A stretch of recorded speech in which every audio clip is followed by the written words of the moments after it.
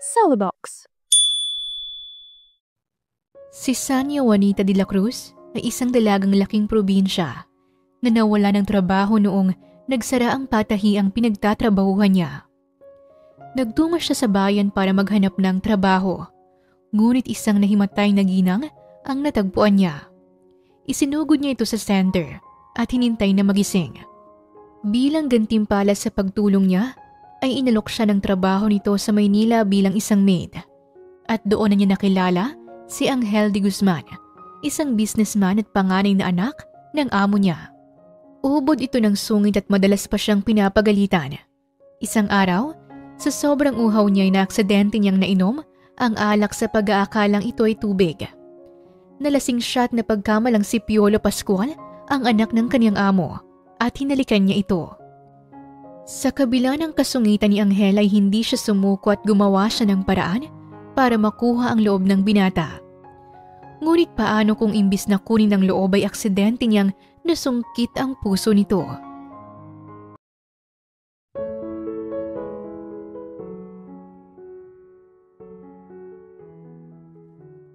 Pasensya ka na, Sanya. Wala na akong may papasahod pa sa'yo. Sa dami ng patahi ang nagsulputan ngayon, humina ang benta natin. Isasara ko na itong patahian ko at ito na rin ang huling araw mo dito. Tulungan mo na lamang akong magligpit ng mga gamit at magbuhat ng mga kahon. Sabi ni Manang Cortez, may katandaan na ito. Kulay puti ng buhok, kulubot na ang balat at may kulay asul na scarf na nakapulupot sa leeg nito. Siya ang amo ni Sanya at may-ari ng patahian na mag-iisang taon na niyang pinapasukan. Nakakalungkot man pero huling araw na niya ito sa trabaho. Manang Cortez, wala na po bang pag-asa itong patahian mo? Iigihan ko pa pong mapromote sa mga turista para marami tayong maakit na customers. Pasensya na, Sanya. Wala na talaga tayong magagawa pa. Kahit ako'y nahihirapang ring matanggap ito. Pero tanggapin na lamang natin ang pangyayaring ito. At isa pa, bata ka at maganda. Marami ka pang mahanap na ibang trabaho. Napanguso si Sanya at tinanguan ang ginang. Malalim siyang napabuntong hininga. Pagkatapos ng trabaho ay naglakad na rin siya pauwi. May malawak na dagat sa lugar nila at sa tuwing naglalakad siya pauwi sa kanila ay nadadaanan niya ito. Nakangiti siya habang pinapanood ang paghampas ng alon at ang pagkukulay kahel ng langit. 5:00 na ng hapon at papalubog na ang araw. Napakagandang pagmasda ng paligid. Diyos ko, wala na naman akong trabaho. Ang sabi ni Manang Cortez, madali lang akong makakahanap ng panibagong trabaho dahil sa ganda kong ito. Pero hindi naman yun ang totoo. Dito sa lugar namin, napakataas ng standard ng mga tao dito. Hindi sila basta-basta tumatanggap lalo na kung walang pinag-aralan at hindi nakapagtapos ng pag-aaral. Hays, kailan kaya ulit ako makakahanap ng trabaho? Saan naman kaya? May tatanggap kaya sa akin?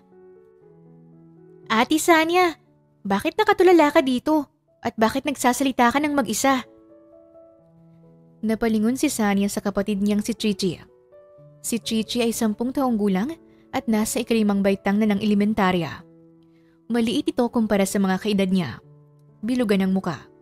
May orange clip sa kaliwang bahagi ng hanggang balikat nitong buhok. May blush on din ito na abot pa hanggang noo. Hoy Chichi, anyari dyan sa mukha mo? Bakit pati sa noo may blush on ka? Sita ni Sanya. Ngumisi si Chichi at umaura pa sa kanyang harapan. Commanding, umikot at nag-pose ito nang nakaangat pa sa ere ang isang binti. Ganyan talaga kapag maganda, Ate Sanya. Ani Chichi at maarte pang naghawi ng buhok. Diyos kong bata ka, sino namang naglagay niyan sa mukha mo? Yung mga kalaro ko po. Naglaro kasi kami ng ganda-gandahan kanina, ate. At ako ang nanalo. May premyo akong 2 candy at 3 chichirya na tig-pipiso. Congrats! Pang-winner ka pa talaga, ha? Pero Chichi, anong ginagawa mo dito?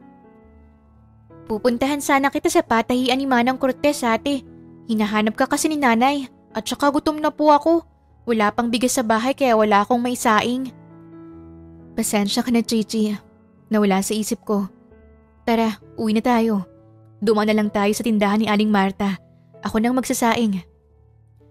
Okay ate, pero pwede naman po ako magsaing.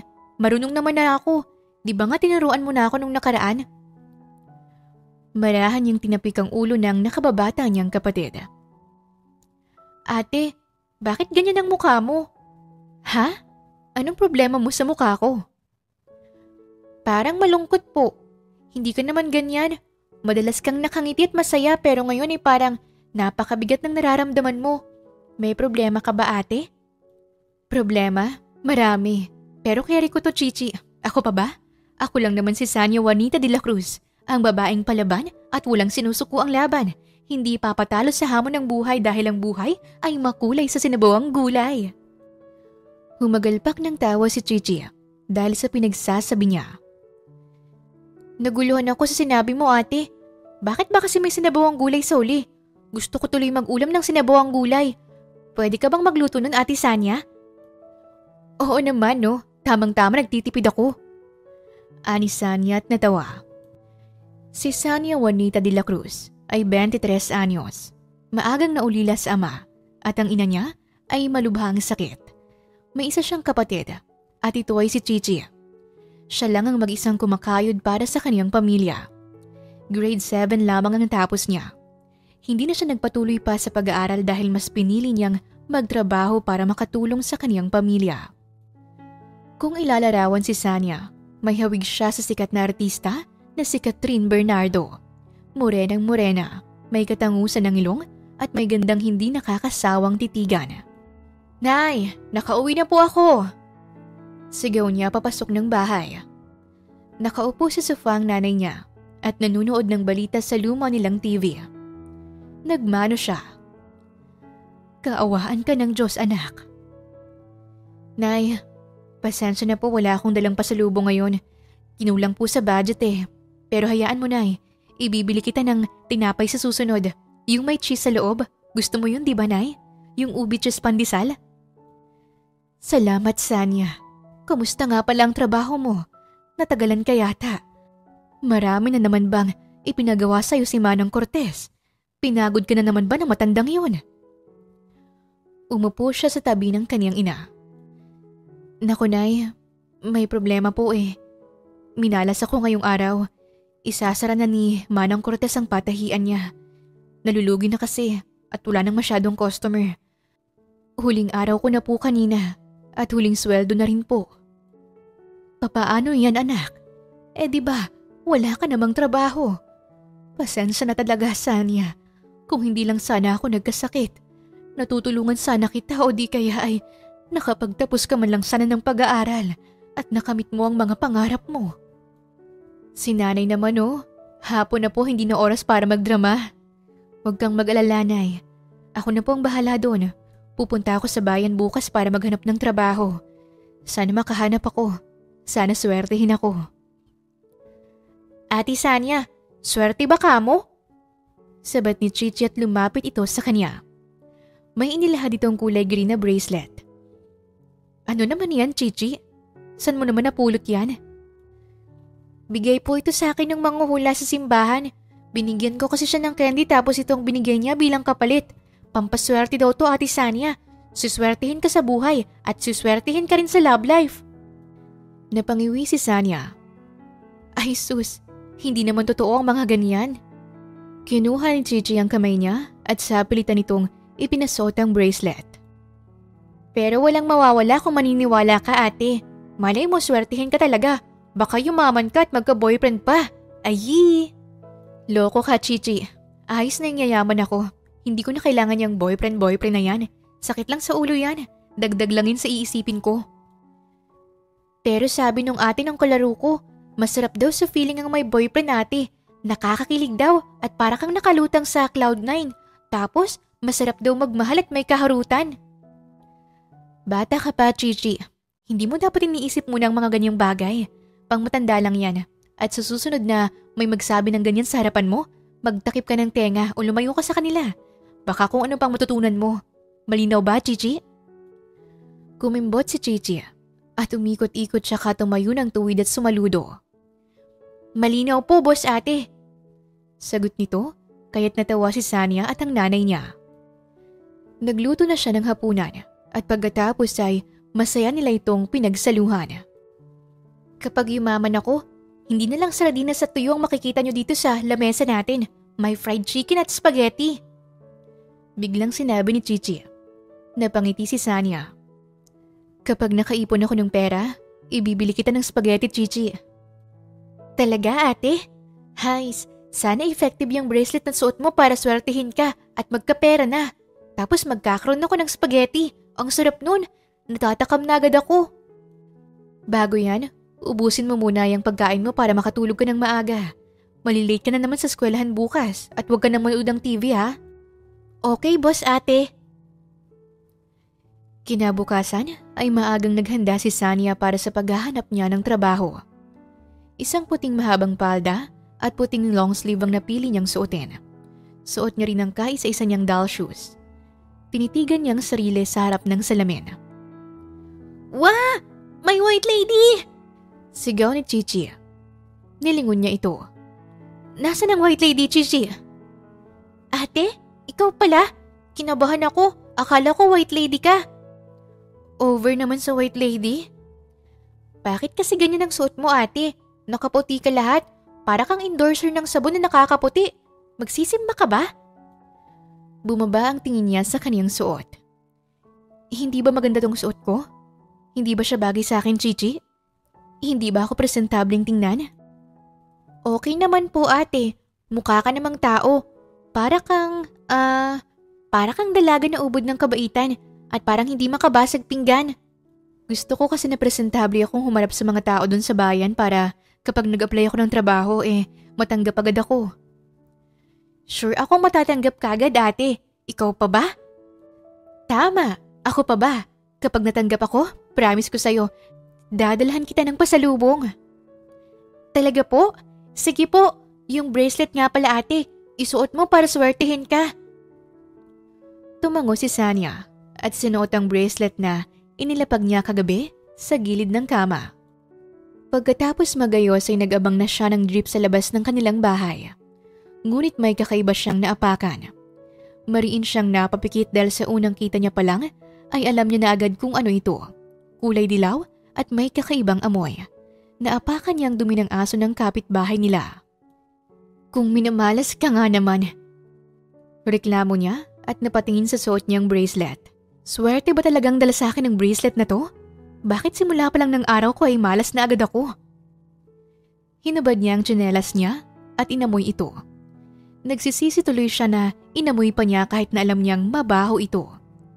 Akmang hugasan niya na sana ito pero may tumigil na jeep sa harapan niya kaya ipinahid niya na lang yung dumi sa gilid at sumakay na siya ng jeep.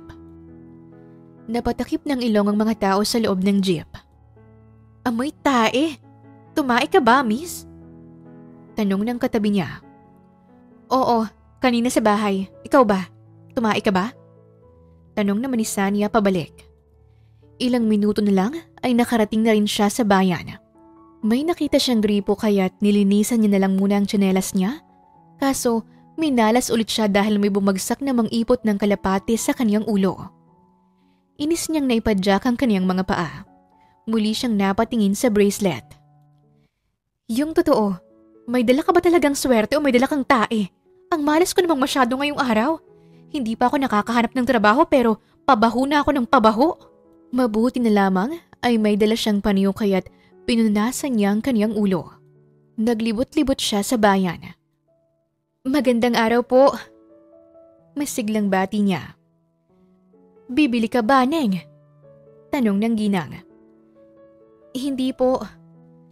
Kung hindi ka naman pala bibili, lumayas ka dito sa tindahan ko. Walang maganda sa araw ko ngayon. Shoo! Magtatanong lang naman po sana ako kung wala akong oras para sa tanong mo. Doon ka sa iba magtanong. Doon ka sa malayo. Napakamot ng ulo si Sanya at tinalikuran na ang masungit na ginang. Kung ano-ano na ang pinag-applyan niya, sinubukan niya sa mga tindahan ng damit, laruan at kahit sa tindahan ng gulay at prutas. Sinubukan niya rin sa car wash at pati sa mga kainan ngunit pare-pareho lamang ang sinasabi ng mga ito. Wala raw bakante at hindi sila naghahanap ng empleyado. Hays, Akala ko, madali lang makahanap ng trabaho dito sa bayan. Aniya at pinunasan ng pawis niya. Nanlaki ang mga mata niya nang mapagtantong ang panyong ipinamunas niya sa ipot ng kalapati kanina ay ang panyo rin ng ipinamunas niya sa kaniyang pawis sa noo. Yak! Kadiri! Tumingala siya sa langit. 11:00 na kaya't tirik na ang araw. Kanina pa siya palakad-lakad pero wala pa rin siyang napapala. Lord, sana makahanap na ako ng trabaho ngayon. Ayokong umuwi sa bahay nang walang dalang magandang balita. At saka ang dami ko na pong pinagdaanan ngayong araw. Kung ano-anong tain ang naapakan ko at bumagsak sa akin. Sana swertehin na po ako. Bulong niya sa kawalan at napatingin na naman siya sa suot niyang bracelet. Manghuhubar niya na sana ito pero namataan niya ang isang ginang na hinimatay. Mabilis niya itong sinaklolohan. Madam! Gising ho! Tumawag kayo ng tulong! Sigaw niya ngunit pinapanood lang siya ng mga tao. May nakita siyang tricycle. Kinapa niya ang bulsa niya at tanging 20 pesos na lamang ang naroon. Pamasahe niya dapat ito pauwi pero ginamit niya na lang para pamasahe sa tricycle at madala sa center ang ginang. Anong nangyari dyan, Ning? Usisa ng driver. Hinimatay bigla eh. Baka po kasi sa init ng panahon. Grabe naman po kasi ang init ng panahon ngayon, Manong. Para tayong binabarbecue. Pwede po bang pakabilisan po, Manong? Nakarating na sila sa center. Inalalayan siya ng tricycle driver para maipasok ito sa loob. Kaagad na pinahiga sa kama ang ginang. Nagantay naman sa gilid si Sania habang ipinagdadasal ang kalagayan ng ginang na hindi naman niya kilala. Makalipas ang 1 oras ay nagising na rin ang ginang. Nakatitig lang si Sania sa kanya. Who are you? Tanong ng ginang. No English please. Tagalog only because anong kasunod? Mapapalaban pa yata ako sa isang to. No English. Tagalog only because I'm not Englishist person. My English is not Englishing. Lagot na. Tama ba ang English ko? Ma'am, are you gets? Gets me? Gets mo ko? Maagap na sambit ni Sania. Sino ka? Nasaan ako? Uy, nagtatagalog ka. Very good. Ako po si Sania Juanita de la Cruz. Dinala po kita rito sa center. Sa ospital sana kaso malayo-layo pa yun. Bakit nandito ako? Dinala po kita. Nasabi ko na po kanina. Ang ibig kong sabihin ay bakit? Nawalan ka po ng malay kanina sa palengke. Kaya tinulungan po kita at nagtawag ako ng tricycle para maisugod ka dito. Wala pa kasi akong kain at napakainit pa ng panahon. Paliwanag ng ginang. Salamat sa pagtulong mo sa akin, Sania. Naglahad ito ng kamay.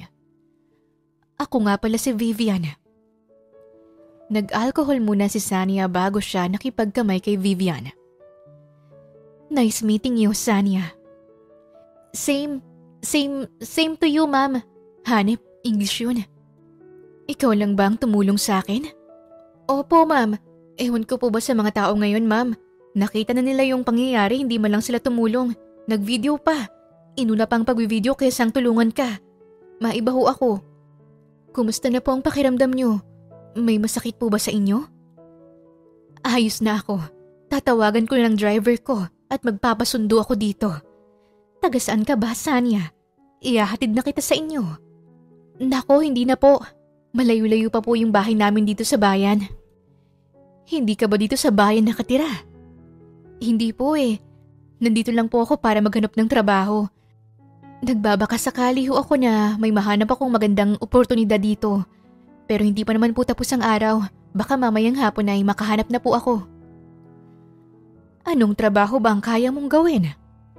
Nako, kahit ano po, Ma'am Vivian. Wala naman po akong reklamo basta lang masusweldohan ako ng maayos. Pwede kang mag-apply sa akin, Sania. Natigilan si Sania at umawang ang kaniyang labi. Nandito ako sa probinsya niyo para asikasuhin ang farm ko at para din maghanap ng kasambahay. Mas maganda at mas magaling kasi ang mga kasambahay na galing sa probinsya. Malinis at pulido ang trabaho. Kung gusto mo, ay ikaw na lang ang kukunin kong kasambahay.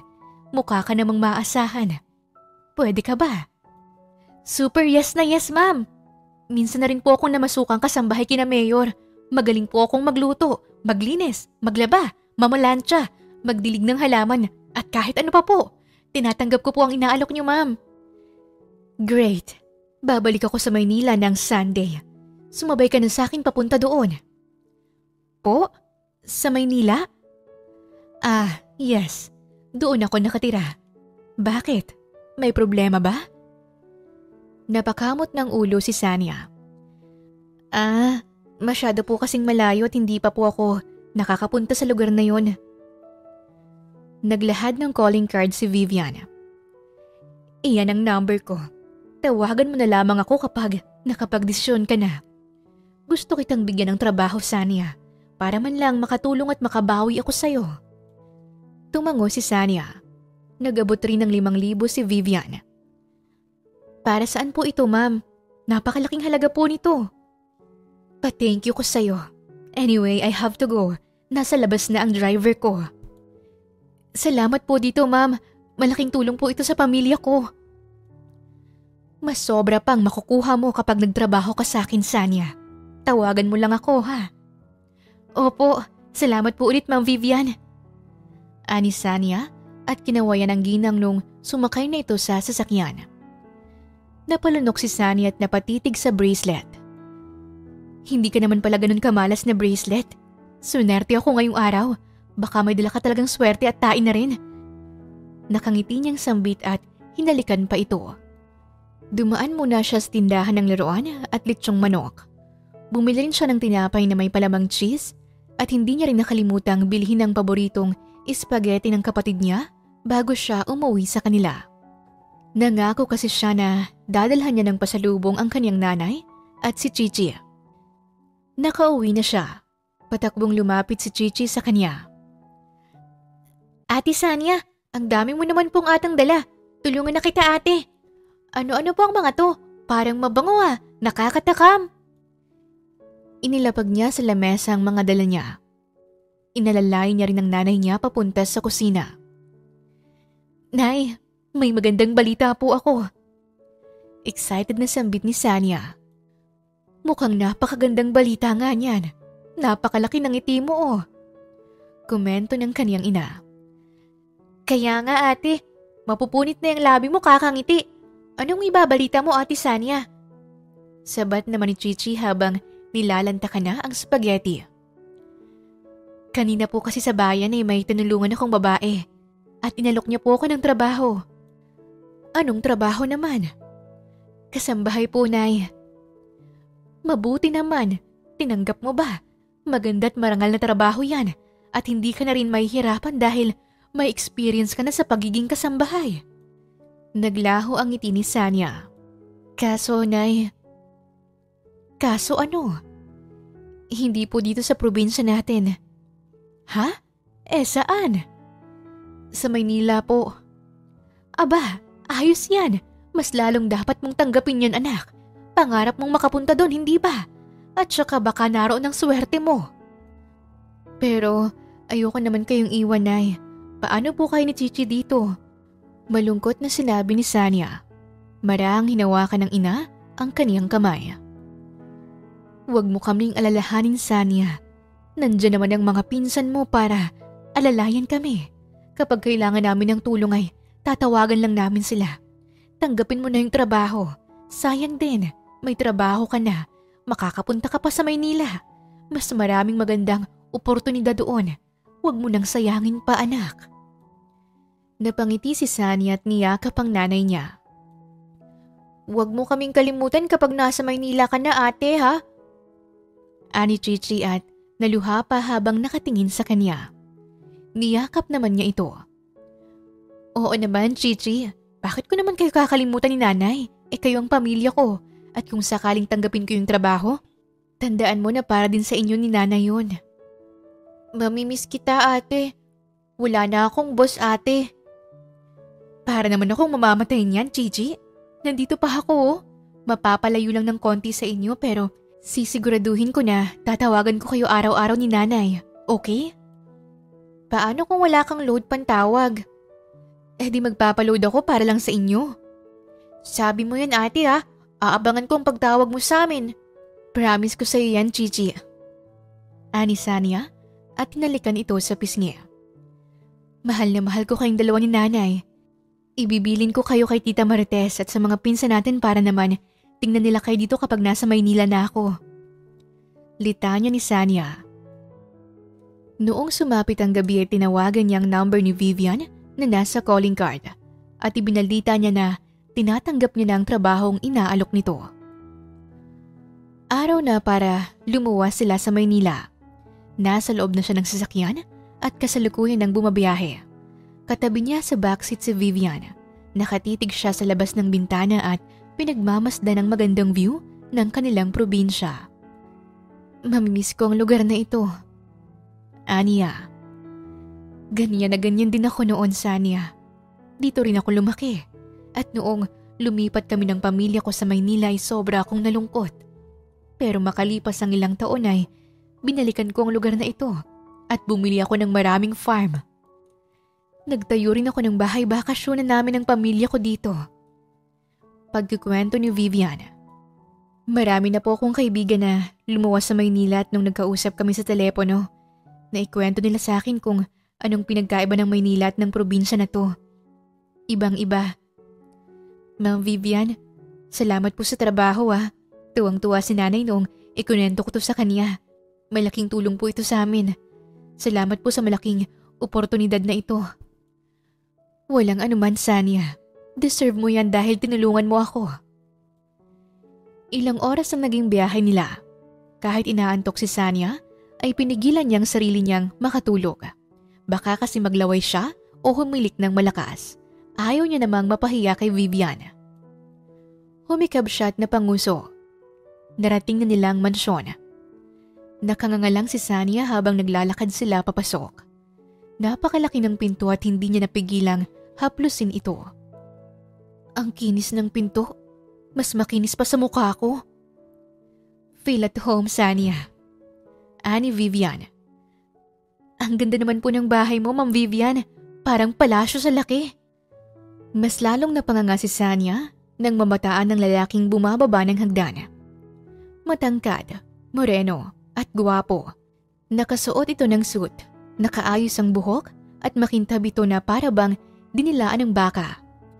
Magkasalubong ang kilay at kahit kakagising lang ay masama na agad ang timpla ng mukha nito.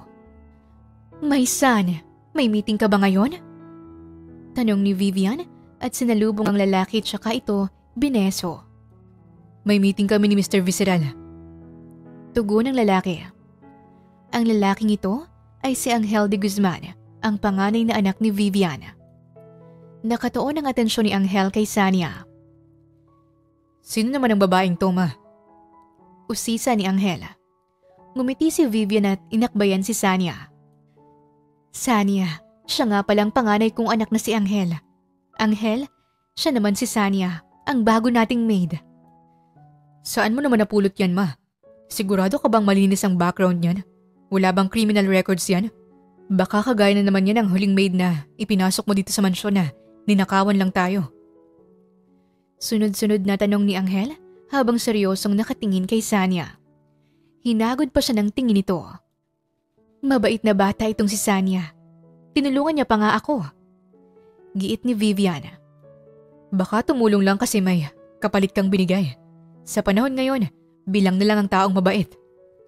Ani Angel.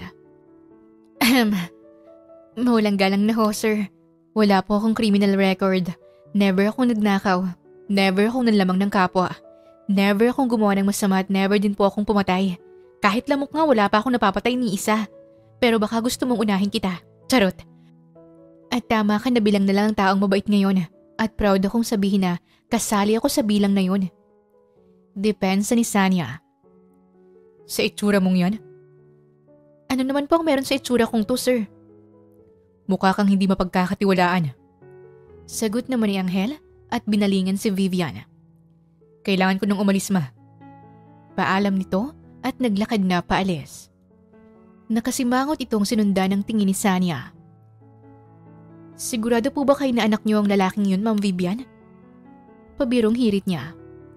Humagalpak ng tawa si Vivian. Pagpasensyan mo ng panganay ko, namana niyang kasungitan ng yumao niyang ama.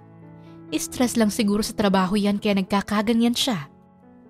Kung siya po ang panganay, nasa naman po yung iba niyo pang anak? 3 ang anak ko, si Angel, Baste, at ang bunso kong si Borge. May kanya-kanyang lakad ang mga yun. Puro lalaki pala sila. Mahirap magpalaki ng ganyan, di ba ma'am? Puro lalaki. Madalas nagsasapakan ng mga yan. Hindi naman mahirap. Matagal na noong huli silang nag-away. Kahit ng mga bata pa sila, hindi sila masyadong nagsasakitan. Nasaan naman po si Sir Baste at si Sir Borge? Si Baste ay lumipat na sa kondo niya. Si Borge naman ay nasa gym na naman siguro. May pinapatakbong business rin ng mga yon kagaya ni Angel. Kapag nagsiuwi ang mga yon, ay ipapakilala ko sila sa'yo. Unang araw pa lamang ni Sania sa mansyon kaya hindi na muna siya pinagtrabaho ni Vivian. Mahaba-haba ang binahin nila kaya kailangan niyang magpahinga na muna. Pero imbis na magpahinga, ay napagpa siya ni Sania na libutin ng mansyon. Sino ka? Tanong ng isang boses ng lalaki. Nilingon niya ito. Hindi ako sinuka. Inire ako ng nanay ko. Joker ka pala, miss. Pero sino ka nga? Girlfriend ka ba ni Baste o ni Kuya Angel? Kailan pa natutong mag-uwi ng mga babae ang mga yun dito? Ang lalaking ito ay nahahawig kay Angel. Hi sir, magandang araw po. Ako po si Sania, ang bago niyong maid galing sa probinsya ng magaganda. Si Ma'am Vivian po ang nagpasok sa akin sa trabahong to. Ikaw po ba si Sir Baste? Umiling ang lalaki. Hindi ako si Baste. Mas gwapo naman ako dun. Ako nga pala si Borge. Sabay lahad ng kamay nito. Ikaw si Borge, yung bunso. In fairness po, mas gwapo ka sa panganay. Ani Vivian at humagikik pa siya. Panganay? Si Kuya Angel ba ang tinutukoy mo? Nakilala mo na siya? Hulaan ko. Sinungitan ka no? Nahulaan mo, Sir Borge. Sinungitan niya nga po ako. Grabe yung kuya mo, sir. Parang pinagli sa sama ng loob. Anong sinabi mo? Sabay silang napalingon ni Borge kay Angel. Exit na muna ako, Sania. Masaya akong makilala ka. Ani Borge at nagmamadaling umalis. Humakbang si Angel papalapit kay Sania. Anong pinagsasabi mo tungkol sa akin? Sinisiraan mo pa talaga ako sa sarili kong kapatid. Kabago-bago mo pa lang dito. Gumagawa ka na agad ng issue. Sir, hindi ko naman po kayo sinisiraan. Nagsasabi lang po ako ng totoo. Nandito ka para pagsilbihan kami, kaya umayos ka. Alamin mo ang lugar mo. Sorry Sir Angel, pero bakit nandito ka sir? Di ba po umalis ka na kanina? Natapos na agad ang meeting mo? Wala pang 10 minutes magmula nang umalis ka. May naiwan akong gamit. Sagot ni Angel at nilampasan lang siya. Hays, Angel ang pangalan mo pero hindi naman ugaling Angel. Dapat demon or satanas na lang eh. Ubod ng sungit. Gwapo sana. Sayang. Tatanda siya ng maaga kung gaganyan-ganyan siya. Na-stress ang bangs ko sa kanya ha. Sabi ni Sania sa kawalan at nagpatuloy na sa paglilibot sa mansyon. Tinawag siya ng mga maid para kumain. Pagkatapos kumain, ay pinagpatuloy na niya ang pag-iikot. Ang huli niyang pinuntahan ay ang garden area. Mahilig siya sa mga bulaklak kaya aliw na aliw siya nang makitang napakaraming bulaklak sa hardin. Napakaganda dito sa mansyon ng mga Di Guzman. Kahit ang hardin nila ay sumisigaw sa yaman. Ang mahal ng ganitong mga paso oh. Gawa pa sa ginto ang mga paso nila. Grabe talaga. Nasasangla kaya to? Anong isasangla mo? Napalingon siya kay Angela. Sir Angel, ikaw pala. Tapos na ang meeting mo, sir?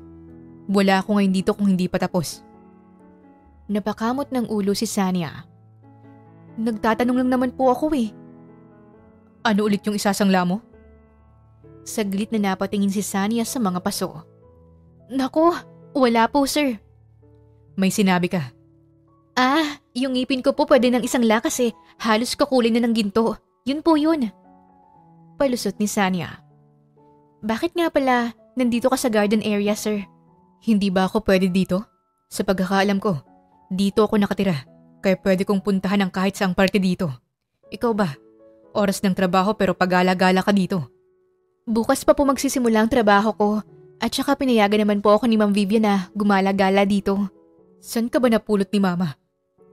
Grabe naman po sa napulot, parang basura lang sa kalye ah. Inirapan siya ni Angela. Doon po sa probinsya namin, nahimatay po kasi si Ma'am Vivian doon sa may bayan at tinulungan ko siyang maisugod sa center. Naikwento ko po na naghahanap ako ng trabaho kaya naman inalok niya sa akin ang trabahong to. Napakabait ng mami mo, Sir Angela. Sana ganun ka rin. Anong sinabi mo? Mabait yung mami mo. Sinamaan siya ng tingin ni Angela. Yung huling sinabi mo, ano yun? Teka sir, parang tinatawag ako ni Ma'am Vivian. Bye na po muna. Kita-kits mamaya o bukas o wag na kahit kailan. Palusot ni Sania at kumaripas siya ng takbo palayo. Wala pang isang linggo si Sania sa mansyon ng mga Di Guzman pero tagos hanggang buto na ang inis ni Angel sa kanya kahit na wala naman siyang ginagawa. Walang ibang ginawa ang binata kundi ang sungitan at sitahin siya. Konting galaw niya ay sinisita nito. Konting salita niya ay napapagalitan siya ni Angela. Isang araw, habang nagwawalis siya ay namataan niyang magkapatid na sina Borge at Angel sa may pula. Nagsiswimming ang mga ito. Ang bilis namang lumangoy ni Sir Angel. May lahi yata siyang Shokoy. Dapat Shokoy na lang ang pangalan niya eh.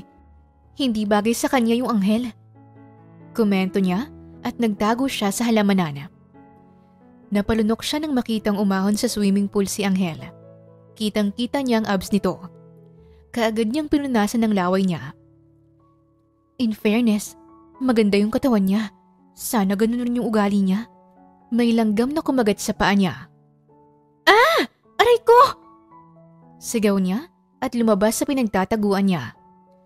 Napatingin si Angel sa kanya. Anong ginagawa mo dyan? Binobosohan mo ba kami?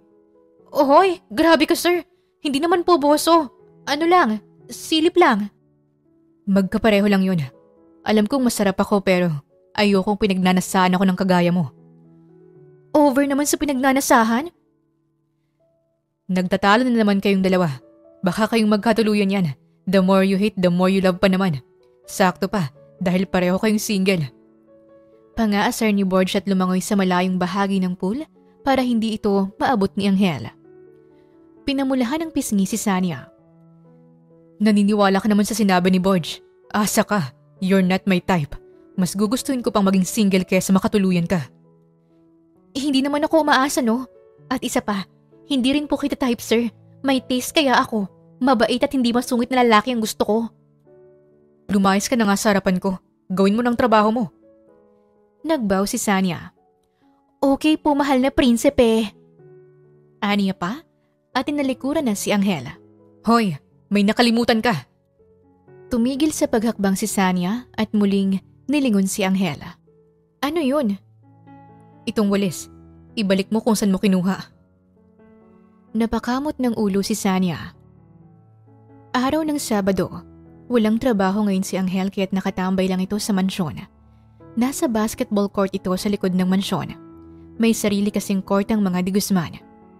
Nais ni Sania na makasundo si Angel kaya nakaisip siya ng paraan para mangyari yon. Napagpasyahan niyang kunin ang loob nito. Sir Angel, nandito po ako! Sigaw niya, kaya natigilan sa pagpapatalubog ng bola si Angel. Anong ginagawa mo dito? Dinalhan po kita ng merienda. Ube cheese pandesal po at saka orange juice. Ako po ang gumawa nito. Ikaw ang gumawa ng ube cheese pandesal? Hindi po. Yung juice lang po ang ginawa ko. Yung pandesal naman ay binili ko sa bakery kaninang umaga nung nag-grocery ako. Tikman mo sir, masarap po ito. Lasang pandesal. Malamang, maglalasang pandesal yan kasi pandesal yan. Paismid na sambit ni Angela at tinaliman siya ng tingin. Inilapag ni Sunny ang mga dala niya sa bench. Naglakad naman si Angel papalapit sa kanya. Ang bait mo naman yata para ipagtimpla ako ng juice at dalhan ng merienda dito. Anong nakain mo? Ilang linggo ka na dito sa mansyon pero ngayon mo pa lang yan naisipang gawin. Trip ko lang po. Tikman mo na sir. Ayoko. Malamang may lason yan. Hala siya? Mukha bang ako yung tipo ng taong kikitil ng buhay o manlalason? Tumango si Angel kaya't napanguso siya. Kung ayaw mo, Kay Sir Borge ko na lang ibibigay to. May halong pagtatampo na sinabi ni Sanya. Akmang ililigpit niya na sana ang mga pagkain pero biglang inawat ni Angel ang kamay niya. Akala ko ba para sa akin yan? Bakit mo ibibigay sa iba? Kasi ayaw mo. Kakainin ko na. Para sa akin to kaya dapat para sa akin lang talaga to. Kumunot ang noo ni Sanya. Para kasing bata na inaaway si Angel dahil sa reaksyon nito. Pinagsisilbihan mo rin ba ng ganito si Borge o Baste? Biglang tanong ni Angel. Hindi po. Madalas dahil si Sir Borge tapos si Sir Baste naman ay minsan lang pumunta dito sa mansyon. Ikaw pa lang ang kauna-unahang pinagtimpla ko ng juice. Kahit nga nanay ko hindi ko pa napagtimpla. Hindi rin naman kasi namin afford ang juice. Napangiti si Angel. Bakit ka naman ngumingiti dyan, sir? At ngumingiti ka pala. Marunong ka naman palang ngumiti pero bakit panisimangot ka? Inirapan siya ni Angela. Kakairap mo, maduduling ka niyan. Mahipan ka pa ng masamang hangin. Puna ni Sanya kaya muli siyang inirapan ni Angela. May iba ka pa bang sadya bukod dito, Sanya? Wala na po, sir. Bakit hindi ka pa umalis? Marami ka pang trabaho Oo siya, babalik na ako sa trabaho. Paalam po, mahal na prinsipe. Hindi lang pagtitimpla ng juice at pagbibigay ng tinapay ang ginawa ni Sanya para makuha ang loob ni Angela. Sa mga sumunod na araw ay ipinagtimpla niya rin ito ng kape, ipinagplansya ng damit, ipinaglaban ng damit, kahit na may ibang maid namang nakatoka doon. Sinusubukan niya ring patawanin si Angela. Sir Angel, tapos na yung trabaho ko. Gusto mo bang ipalinis sa akin ang kwarto mo? Tamad na tumango si Angel at nilampasan na siya. Nagmamadali kasi ito dahil may pupuntahan pang meeting. Tinungo na ni Sunny ang kwarto ni Angel dalang vacuum, feather duster at iba pang gamit panglinis. Malaki ang kwarto ni Angel kaya ilang oras din siyang naglinis. Napansin niyang malaking litrato na nakasabit sa dingding. Mukha yun ni Angel nung nasa edad na 15 pa ito. Kahit nung bata pa siya ay gwapo na talaga siya. Sana all hindi mo lang naranasang pumangit. Nung bata ako, ang pangit-pangit ko. Hays, ngayon alam ko na kung bakit Angel ang pangalan ni Sir Angel. Kasi malanghel ang kagapuhan niya. Sa bagay, lahat ng De Guzman ay gwapo. Si Sir Borge at si Sir Baste ay gwapo din. Pero bakit kakaiba ang dating ni Sir Angel para sa akin? Sana maging mabait ka na, sir. Ang pogi-pogi mo, tapos pagsusungit lang alam mong gawin sa akin. Saad niya na kinakausap ang litrato ni Angela. Sa sobrang pagod niya ay napagpasya niyang umupo na muna sa sofa, kaso hindi niya namalayang nakatulog na pala siya. Nagising siya nang maramdaman ang mumunting pagtapik sa kaniyang balikat. Sanya, gising. Humikab siya at nag-stretching. Iminulat niya ang mga mata niya at gulat siya nang makita si Angela. Sir, sorry. Nakatulog na ako dito sa sofa mo. Hindi ko po namalayan. Hiyang-hiya niyang sambit at tiyanek pa kung nalawayan niya ba ang sofa. Nakahinga siya ng muluwag dahil wala siyang nakitang laway. Umalis ka na. Tumango si Sanya pero bago siya umalis ay may kinuha muna siya sa kaniyang bulsa at inilagay ito sa kamay ni Angela. What's this? Sir, hindi mo alam yan? Candy yan. Hindi ka pa ba nakakakita ng candy sa buong buhay mo, sir? Alam kong candy to. Pero para saan? Bakit mo ko binibigyan? Peace offering ko po para sa pagtulog ko dito sa mamahalin mong sofa. Sorry po talaga, Sir Angel. Hindi ko naman po intensyong matulog dito pero inakit ako nitong sofa mo. Tikman mo nga pala yung candy. Masarap yan at mura lang. Piso lang ang bili ko dyan eh. May isa pa ako dito, sir. Gusto mo pa? Okay na tong isa. Hindi naman ako mahilig sa candy. Okay po, sir. Mauna po ako. Nakangiting sambit ni Sanya at nilisa na ang silid ni Angela. Sanya, sandali lang. Bakit po, sir? May utos po ba kayo? May dinala akong pizza. Binigay ko kay Manang. Pagsaluhan niyo yun at lalo ka na. Tikman mo yun. Nabanggit ni Manang na hindi ka pa kumakain dahil buong araw kang nandito sa kwarto ko. Pizza? Wow! Hindi pa po ako nakakatikim ng pizza. Salamat, sir. Tumango lang si Angela. Araw ng Martes, habang nagbubungkal ng lupa si Sanya ay lumapit sa kaniyang pangalawang anak ni Vivian na si Baste de Guzman. Magandang umaga po, Sir Baste. Nandito po ulit kayo sa mansyon. Paniguradong matutuwa si Ma'am Vivian kapag nakita ka. Sa lahat ng mga anak niya, ikaw lang ang bihira niyang nakikita dahil sa pagbukod mo ng bahay. Kaya nga ako nandito eh. Tumawag si Mama sa akin na namimiss niya na ako. Ang magkakapatid na de Guzman ay ibang-iba sa isa't isa. Si Angel ay ubod ng sungit at suplado. Si Baste naman ay medyo masungit pero minsan lang. Si Borge naman ay masiyahin at mapangasar. Sa kabila ng pagkakaiba nila ay may isang bagay na magkakatulad sila at yun ay pareho-pareho silang gwapo. Ikaw ba, Sanya? Wala ka bang balak umuwi sa inyo? Hindi mo ba namimiss ang pamilya mo? Usisa ni Baste. Next month ko pa po balak umuwi, Sir Baste. At saka syempre, namimiss ko din sila nanay at ang kapatid kong si Chichi. Pero mahal ang pamasahe at palagi naman kaming magkausap sa text o tawag. Yung nanay at kapatid mo lang ang namimiss mo? Paano yung tatay mo? Umakyat na po. Umakyat? Umakyat saan? Itinuro ni Sunny ang langit. I see. Pareho pala tayo. Matagal na rin. Wala ang daddy namin. Nginitian nila ang isa't isa. Papasok na muna ako sa loob ng mansyon, Sanya. Masaya akong makausap ka. Ako rin po, Sir Baste. Naglakad na papasok ng mansyon si Baste. Nakangiti niya naman itong sinundan ng tingin. Baka mapunit na yung labi mo kakangiti. Ang sweet niyo. Buti hindi kayo nilanggam. Napatingin siya kay Angel na bigla-bigla na lamang sumulpot. Nakakagulat ka naman, sir. Nandyan ka pala. Sa sobrang busy mo kakasunod sa kapatid ko, hindi mo na napansin na nandito ako. Napakamot ng ulo si Sanya dahil sinungitan na naman siya nito. Ang sweet niyo ni Baste. Tuwang-tuwa ka sa kwentuhan niyo. May gusto ka sa kanya, no? Po? Huwag mo nang sagutin. Ang gulo mong kausap, sir. Anong may gusto ako sa kanya? Eh wala naman po. At saka hindi naman po kami sweet. May pinag-usapan lang kami. At oo, natutuwa akong kakwentuhan si Sir Baste kasi mabait siya at hindi nagsusungit bigla. Depensa ni Sanya. Eh di mas gusto mo siya kaysa sa akin. Mas gwapo naman ako kaysa sa kanya. Po? Bakit napunta dyan, sir? Hindi umimik si Angel at basta na lang siyang tinalikuran. Ano bang pinagsasabi ng lalaking yun? Masama bang makipag-usap ako kay Sir Baste? Anong problema eh? Kapatid niya naman yun. At kaya nga may bibigang tao para makipagdaldalan. Takang tanong ni Sanya at nagpatuloy na lamang siya sa pagbubungkal ng lupa. Isang umaga, nabalitaan ni Sanya mula sa kasamahan niyang maid na may biniling aso si Angel at naghahanap ito ng pwedeng mag-alaga kaso wala pang maid na pumapayag dahil takot sila sa aso. Sir Angel!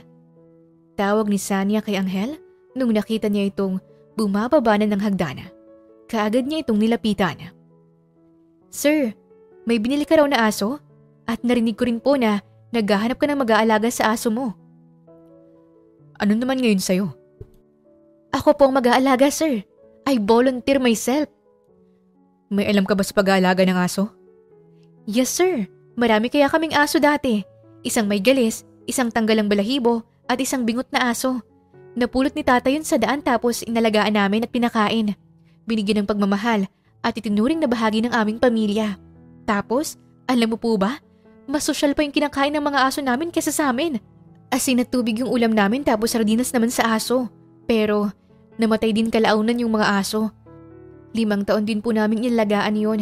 Kaya may 5 taong experience na po ako sa pag-aalaga ng aso, sir. Fine. Sa'yo ko na ibibigay ang trabahong yun. Magmula ngayon, ay ikaw nang mag-aalaga sa aso ko. Eh, nasa na po yung cute niyong aso? Napangisi bigla si Angel. Dinala siya ni Angel sa likod ng bahay kung saan nakatali doon ang aso. Sir, bakit? Bakit naman? Akala ko po tuta. Takot na sambit ni Sanya pagkatapos makita sa unang pagkakataon ng aso. Napakalaki ng asong binili ni Angel. Natatakot ka? Akala ko ba gusto mong alagaan yung aso ko? Hindi po ako natatakot, no? Biglang nawala ang aso at tahol ito ng tahol kay Sanya. Sa kakulitan ng aso ay Natanggal ang tali nito. Nanlaki ang mga mata ni Sanya at kumari pa siya ng takbo palayo. Ngunit malas lang dahil hinabol siya ng malaking aso. Tawa naman ang tawa si Angel habang nakikihabol na rin. "Tantanan mo na ako, aso!" Sigaw ni Sanya at halos madapa na siya kakatakbo. "Huwag ka kasing tumakbo. Mas gaganahan lang siyang habulin ka." Ani Angel. "Ayoko, sir. Baka sakmalin niya ako. Bakit naman ganyan kalaking aso ang trip mo, sir? Akala ko yung baby pa." Malakas na natawa si Angel. Nakita ni Sunny ang isang puno. Huminga siya ng malalim at walang kahirap-hirap itong inakyat. Nahuli na rin ni Angel ang tali ng aso at itinali niya muna ito sa isang tabi. "Naitali ko na si Batman. Bumaba ka na dyan." Ani Angel. "Batman? Sinong Batman?" Itinuro ni Angel ang aso. Siya si Batman. Ayos ba yung pangalan? "Bakit Batman hindi naman paniki yan?" "Anong paki mo? Aso ko yan. Kaya ako magdidesisyon kung anong pangalan ang gusto ko para sa kanya." "Sir, grabe naman yung aso mo. Halos simatay na ako kakatakbo." "Hinahabol lang nito yung masasamang loob." "Sinasabi mo bang masama ako, sir? Hindi ba dapat ikaw pong hinahabol niya?" "Anong sinabi mo?" Wala po." "Bumaba ka na dyan, Sanya." "Ayoko, sir. Baka habulin ulit ako ni Batman." "Hindi yan. Bumaba ka na. Baka malaglag ka pa dyan at mabalian ng buto." "Ayos lang naman ako dito, sir. Bababa po ako maya-maya." "Ngayon na." "Mamaya na lang po, sir." "Babawasan kong sahod mo." Heto na po. Bababa na." Maagap na tugon ni Sanya at bumaba na sa puno. Kaso, nadula siya. Malakas siyang napasigaw at napapikit. Ngunit ilang segundo nang lumipas ay hindi niya pa rin nararamdaman ang lupa. Iminulat niya ang mga mata niya at saka lang niya napagtanto na nasa lupa pala siya ni Angela. Sobrang lapit ng mukha nila sa isa't isa. Uminit ng husto ang pisngi niya. "Bitawan mo ko." Kaagad siyang binitawan ni Angel kaya bumagsak siya sa lupa. "Aray ko! Bakit mo ko nilaglag, sir?" "Kasi nang sinabi mo." Tumahol ulit ang aso kaya kabadong nagtago si Sanya sa likod ni Angela. "Sir, ayoko na palang mag-alaga ng aso. Minsan, hindi talaga magandang maging bida-bida." "Ayos lang kung ayaw mong alagaan si Batman." "Sir, ayaw mong palitan ng pangalan niya? At bakit Batman ang napili mo? Ayaw mo ba sa Spider-Man, Superman, Iron Man?" "Gusto ko lang. Bakit ba pinoproblema mo ang pangalan ng aso ko?" "Kasi hindi ka marunong magbigay ng pangalan ng aso, sir." Ikaw ba? Nabanggit mo kanina na may inaalagaan kang aso. Anong pinangalan mo sa mga yun?" Napangisi si Sanya. "Si Regine, Pops at Lani po yung aso namin dati. Mga paborito ko po kasing senior na Miss Regine Velasquez, Lani Miss Salucha at Pops Fernandez. Tapos, kakaiba yung mga alaga kong aso, sir. Yung tahol nila'y naiiba. May tono po, para silang bubibirit." "Hay, mas weird naman palang pinangalan mo sa mga aso mo kaysa kay Batman ko." "Weird po ba yun, sir? Singer po ako kaya ipinangalan ko sila sa mga paborito kong singer." "Singer ka?" "Opo." Nagsample ng kanta si Sanya. Napangiwi naman si Angel at napatakip ng tenga. "Singer ka ba talaga?" "Grabe ka sa akin, sir. Napakaganda kaya ng boses ko. Malamig sa tenga, di po ba? Sa sobrang lamig ay napatakip ka pa nga ng tenga mo, Sir Angel. Sumasali rin po ako sa mga singing contest doon sa barangay namin." "Hulaan ko. Talo ka palagi, no? Hays, malamig sa tenga. Nakakainit ng ulo." "Hindi, no.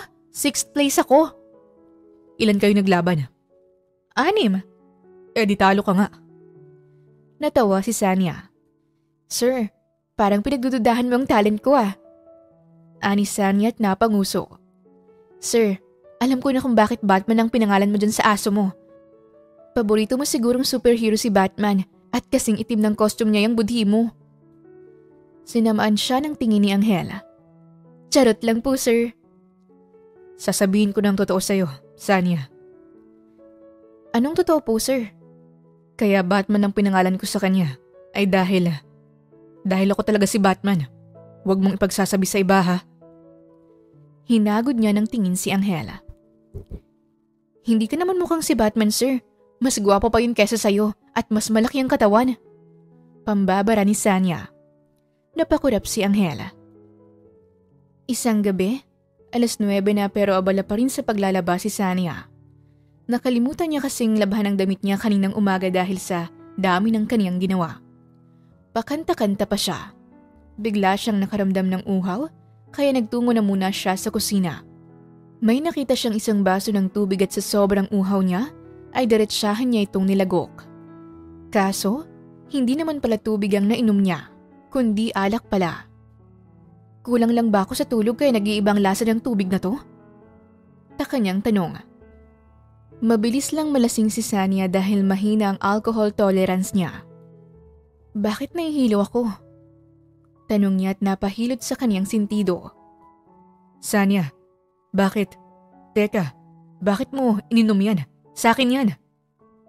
Gulantang na tanong ni Angel at inagaw sa kaniyang baso. Tubig kasi to. Tubig to, hindi ba? Hindi tubig yan. Alak yan. Pulang-pula ka na. Lasing ka na kaagad. Tumawa bigla si Sanya. Hindi! Hindi ako lasing! Napailing na lamang si Angela. Kumunot ang noo ni Angel nang bigla namang ngumisi si Sanya habang nakatitig sa kanya. Humakbang pa si Sanya papalapit. Ang pogi mo! Ang gwapo-gwapo mo! Crush na crush kita! What? Crush mo ko? Oo! Crush na crush kita, Papa P! Bata pa lang ako, crush na kita! Ha? Sino? Sino naman si Papa P? Anong sino? Ikaw yun. Ikaw si Papa P. Ikaw ang crush ko. Si Piolo Pascual ka, hindi ba? Bakit ka nandito sa mansyon? Inaaya mo na ba akong magpakasal? Pwede naman, Papa P. I love you. Papakasalan kita kahit walang singsing, kahit walang simbahan at kahit walang pari. Lasing ka na nga talaga, Sanya. Kung sino-sino nang nakikita mo. Ang dami ng pwede mong maging crush pero bakit yang si Papa P pa? Bakit hindi ako? Mas gwapo ba sa akin yun? Isi-search ko ang pagmumukha ng Papa P na yan para makita ko kung sino talagang gwapo sa aming dalawa. Dapat ako mas gwapo at dapat ako na lang ang crush mo. Papa P, nagsasalita ka? Do you love me too, Papa P? Wow, napapa-English ako sa kagwapuhan mo, Papa P. Piolo, ikaw lang sapat na. I love you forever and ever. Marahang hinaplos ni Sanya ang mukha ni Angela. Hala, Papa P, ang kinis ng mukha mo. Anong sabon mo? Ang pogi mo talaga, Piolo. Bagay na bagay tayo. Ako na lang kasi, Papa P. Napalunok si Angela. Sanya, lasing ka na. Tara, dadalhin na kita sa kwarto mo. Papa P, babalik ka pa ba bukas dito? Date tayo, agahan mo. Pero baka hindi ka na bumalik. Napanguso si Sanya at napatitig pa sa mukha ni Angela. Pwede pakis, Papa P? Once in a lifetime lang to. Baka kasi hindi ka na bumalik bukas di ako nang kikis sa'yo. May sasabihin pa sana si Angel pero bigla na lamang itong siniil ng halik ni Sanya. Wow! Lasang alak ang labi mo, Papa P. Nakainom ka ba? Lasing ka na yata, Papa P. Bakit ka lasing? Ikaw ang lasing na, Sanya. Kilala mo ako, Papa P? Paano? Wow! Kilala ko ni Piolo Pascual. Saad pa ni Sanya at nawalan ito ng malaya. Malalim na napabuntong hininga si Angel at binuhat na si Sanya sa kwarto nito. Kinabukasan ay nagising si Sanya ng may hangover. Aray ko! Parang mabibiyak ang ulo ko. Bakit ganito? Naligo siya at lumabas na ng kaniyang silid para masimulan na ang kaniyang trabaho. Nakasalubong niya sa hallway si Angel. Magandang umaga, Sir Angel. Masiglang bati niya. Inexpect niya na susungitan siya ni Angel pero hindi yun nangyari. Imbis na sungitan, ay nilampasan lamang siya nito. Nitingnan siya ay hindi ginawa ni Angel. Para lamang siyang hangin na nasa paligid lang pero hindi naman nakikita. Himala hindi niya ako sinungitan pero hindi niya rin ako pinansin. Baka naman masama lang talagang umaga niya. Pero kahit naman masama ang gising niya may oras pa rin siya para sungitan ako. Lalo na kapag nakikita niya ang pagmumukha ko. Mas gusto ko pang sinusungitan niya ako. Noong sumapit ang tanghali ay ganun pa rin ang nangyari. Hi sir, nagluto nga pala ako ng… Hindi na naipagpatuloy pa ni Sanya ang kaniyang sinasabi dahil nilampasan lang ulit siya ni Angela. Hindi niya na naman ako pinansin. Bahala nga siya. Kung ayaw niya akong pansinin, edi wag. Hindi naman kami friends. At saka, bakit ba nasasaktan ako sa pag-iwas niya? Ano to? Hays. Sinabi niya na sa sarili niya na hindi siya magpapaapekto sa pag-iwas sa kanya ni Angela. Pero hindi siya makapag-focus sa kanyang trabaho, kakaisip kay Angela. Ramdam niya ang pag-iwas sa kanya ni Angel dahil 3 araw na itong ilap sa kanya. Bakit ba affected ako? May gusto ba ako sa taong yun? Naloko na. Bakit niya ba kasi ako iniiwasan? May nagawa ba ako? May nasabi ba akong hindi maganda? Bakit wala akong maalalang ganun? Isang gabi, kanina pa siya nakahilata sa kaniyang kama pero hindi pa rin siya makatulog. Napagpasyahan niyang lumabas at abangan na lamang si Angel sa pinto. Hindi pa kasi ito umuuwi at saka nais niya itong makausap at klaruhin ang kung anumang problema at dahilan ng pag-iwas nito sa kanya. Nakita niya ang paggalaw ng doorknob. Bumukas ang pinto. Napasigaw si Angel dahil sa itsura ni Sanya. Nakaputing dress kasi ito at buhag-hag ang buhok. Sir, magandang gabi po. Hindi umimik si Angel at kagaya na nangyari nung nakaraan, muli na naman siyang nilampasan nito. Sir, may nagawa po ba ako? Alam kong iniiwasan mo ko, sir. Hindi ko to dapat sabihin sa'yo pero namimiss ko ng pagsusungit mo sa akin, sir. Ano po bang nagawa kong mali? Pumihit si Angel paharap sa kanya. Hindi mo naaalala? Dismayadong tanong ni Angela. Naaalala po ang alin. Halos hindi ako makatulog sa ginawa mo, Sanya. Tapos malalaman ko na wala ka palang naaalala. Ano po bang ginawa ko? Makakalimutin kasi talaga ako, sir. Kaya nga po palagi akong bagsak dati sa eskwela kasi nakakalimutan ko yung lesson namin. Hinapit ni Angel ang kanyang bewang. Isang bagay lang ang kailangan kong gawin para maalala mo yun. Ani Angel at hinalikan siya sa labi. Napakurap-kurap si Sanya. Bigla na lang sinampal si Angel. Hoy sir, bakit ka nangahalik? Hindi pa naman ako nakakapag-toothbrush. Ibinalik ko lang yung halik mo. Halik ko? Anong halik ko? Nasamid si Sanya sa sarili niyang laway nang matandaan na ang nangyari nung nakaraang gabi. Bumalik na sa alaala niya kung paano niya hinalikan ng anak ng kaniyang amo. Napatakip siya sa kaniyang bibig. Hala, ginawa ko talaga yun? Oo, hinalikan mo ako nang walang permiso ko. Alam mo ba, habang nasa trabaho ako, ay wala nang ibang laman ng isip ko, kundi yung paghalik mo. Binabaliw ako ng halik mong yun, Sanya. At kaya kita iniiwasan, ay dahil naiinis ako sa'yo. Umaarte ka na parang hindi nangyari ang halik na yon. Pero dapat pala'y, hindi na ako nagtampo. Kasi hindi ka naman pala umaarte. Sadyang hindi mo lang naalala yung nangyari. Sir, sorry po. Bakit ka nagsasorry? Pinagsisisihan mo bang hinalikan mo ako, Sanya? Kasi hindi tama, sir. Anak ka ni Ma'am Vivian. Amo ko siya. Amo kita. Utusan lang ako dito sa mansyon. Masyadong magkaibang estado ng buhay natin.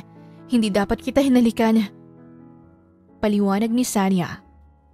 Uy, anong halikan yan ha? Bakit usapang halik na kayo dyan? Sana all may kiss. Sabat ni Borge na kakauwi lang galing sa bar. Inakbayan nito si Angela. Kuya, anong pinag-uusapan nyo? Care to share naman oh.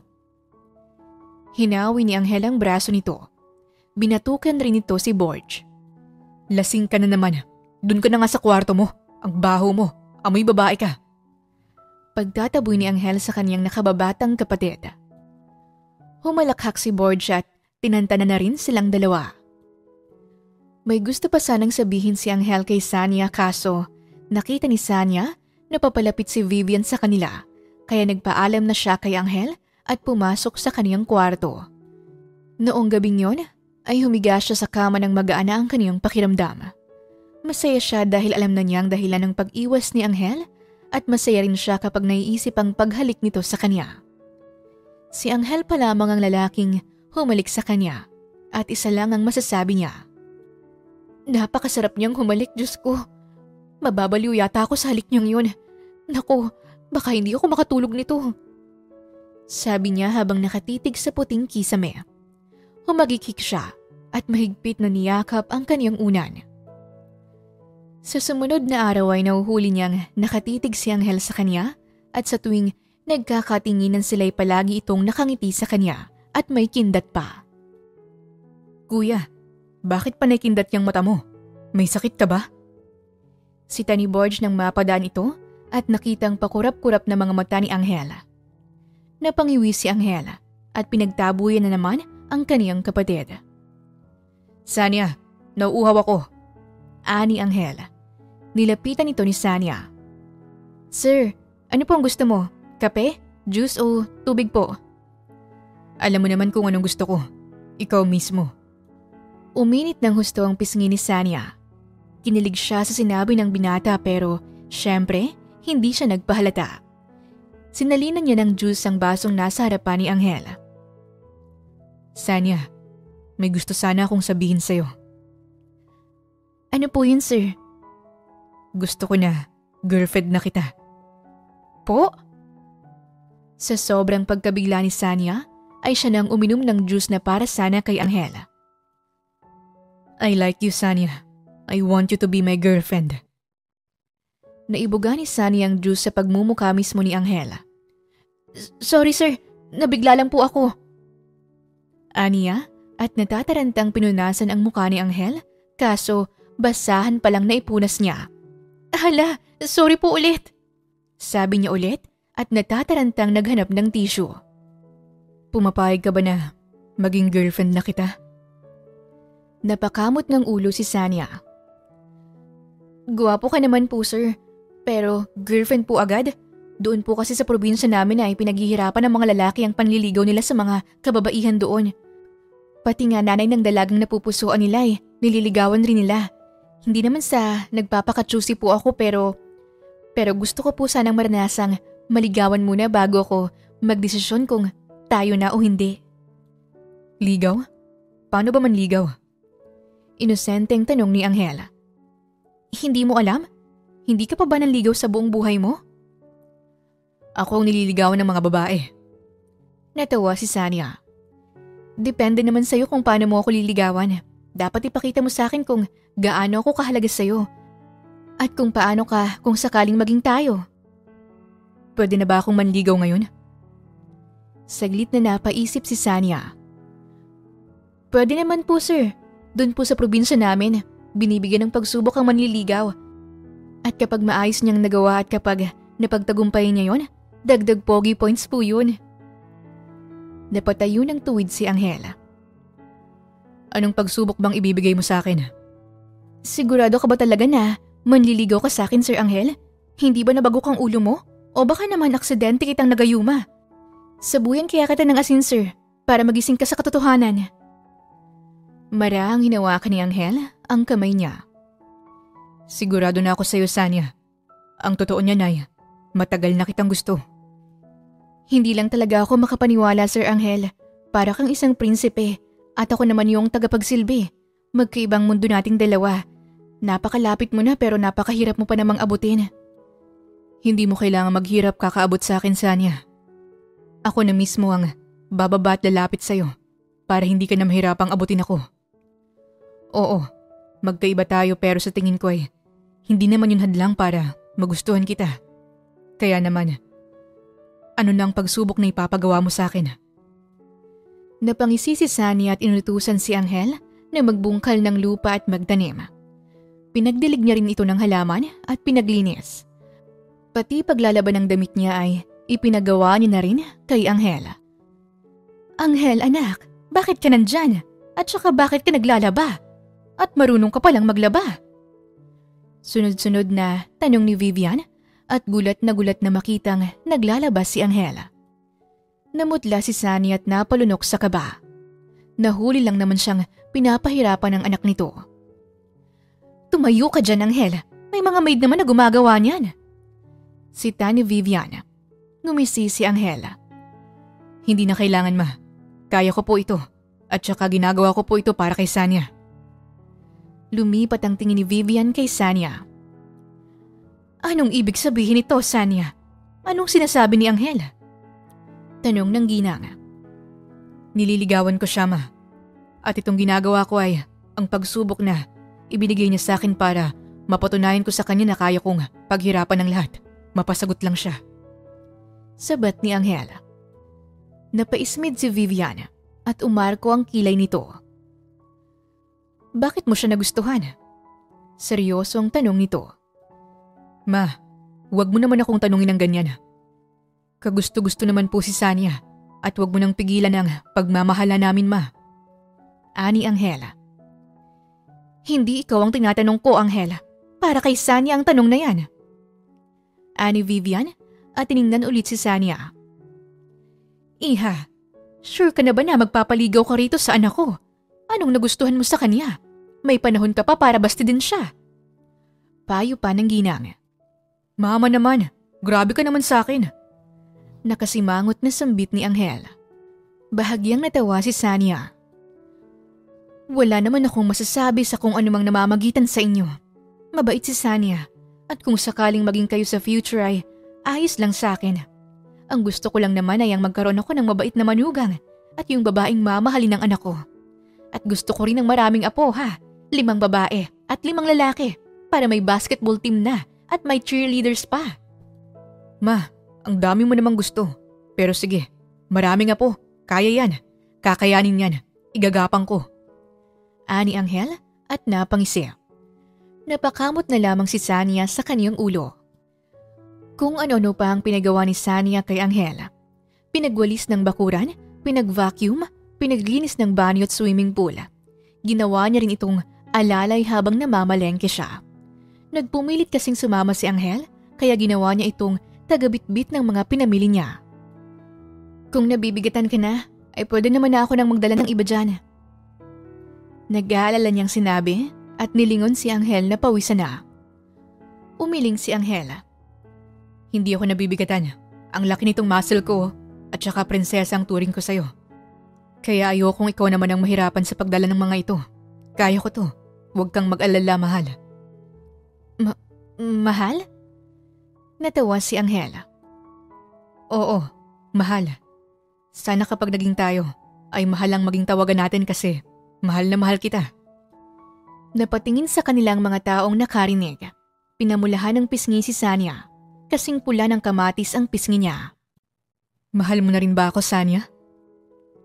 Tumikim si Sanya at tinalikuran si Anghel. Oo, mahal na rin kita.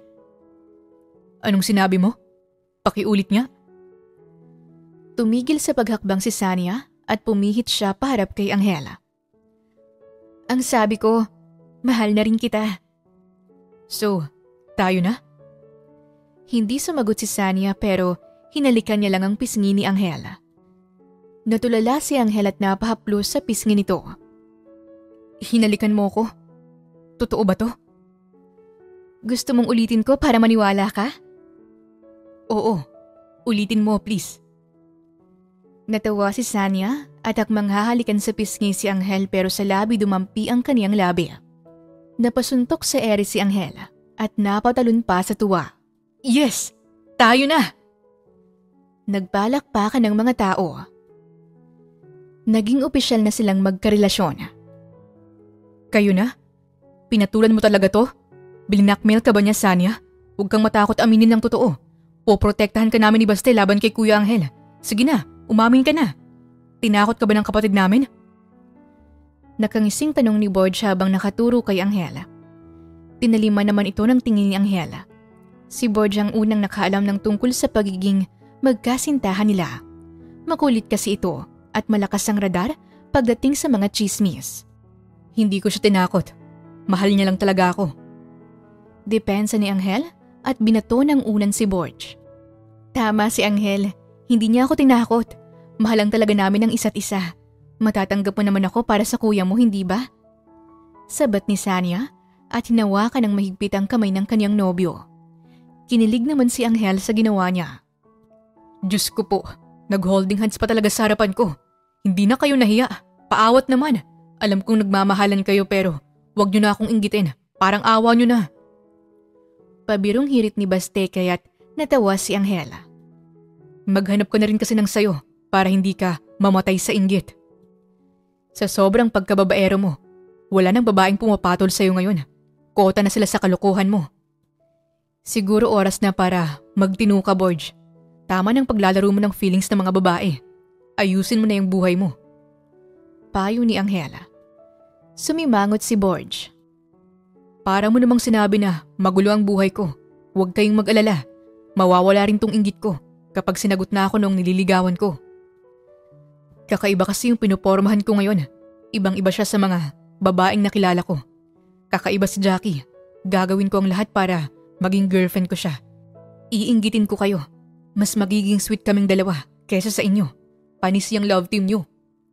Ani Borge at naglakad na paalis. May nililigawan na pala yun. Kaya pala nakita ko siyang nakangiting mag-isa sa kusina. In love nga siya. Saad ni Sanya. Pumulupot sa bewang niya ang braso ni Angela. Hindi pa rin ako makapaniwalang tayo na, Sanya. Para akong nasa isang panaginip kung saan ayoko nang magising pa. Hindi to panaginip kaya maniwala ka na. Magpakasal na kaya tayo. Loko ka, Angel. Ang aga pa. Wala pa nga tayong 1 linggo. At isa pa, gusto kitang ipakilala muna sa pamilya ko. Gusto kong makilala mo si nanay at ang kapatid kong si Chichi. Napalunok si Angela.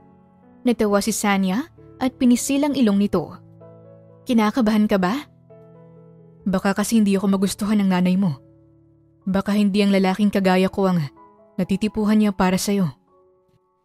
Hindi naman ganun si nanay eh. Mabait yun. Maniwala ka sa akin. May tiwala yun sa akin kaya alam kong maiintindihan niyang naging desisyon ko. Sa bagay, kahit naman ayaw sa akin ng pamilya mo, ipaglalaban pa rin kita. Mahal na mahal kita, Sanya. Mahal na mahal din kita, Angela. Ang daming mahal nun ah. Pwedeng pakiulit yung sinabi mo? I-record ko. Gagawin kong alarm para magising agad ako at para kapag narinig ko yun, automatikong gaganda ang araw ko. Loko, ang corny mo. Corny pero namumula ka. Hindi ako namumula dahil sa banat mo. Namumula ako sa sobrang init ng panahon. Humagalpak ng tawa si Angela. Paanong mainit eh? Puno ng aircon tong mansyon. Huwag ka na kasing magpalusot.